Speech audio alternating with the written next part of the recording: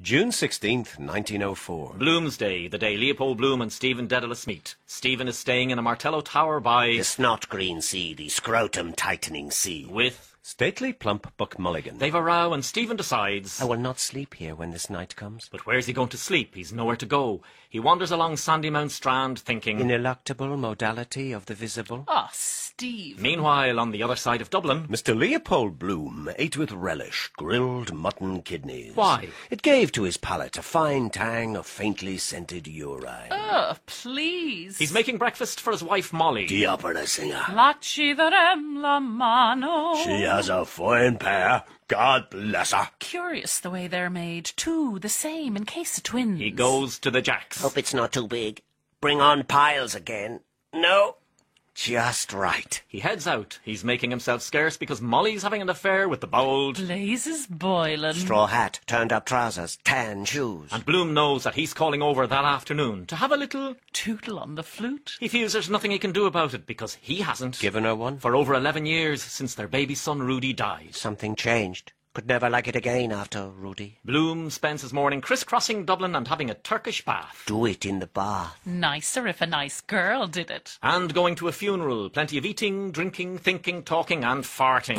Mr. Bloom. Has a glass of burgundy and a gorgonzola's cheese sandwich in Davy Byrne's pub, but he can't go home because Molly's about to rehearse. Love's old sweet song. Under the sheets. Jog jaunty jingled blazes boiling. Bachelor in heat. But where's Stephen? In the National Library talking... Shies and with onions. some of his mates. Those stuck-up university types. Stephen and Bloom nearly meet and he almost bumps into Blazes Boylan. Drinking in the Ormond Hotel before going over to Molly. Bloom has his dinner and heads up to Barney Kiernan's pub. He's presumed to have backed a horse he doesn't know exists. Throw away a 20-1, a rank outsider. The lads think he's won big, and there's a row because he won't buy them a drink from his winnings. Pockets hanging down with gold and silver.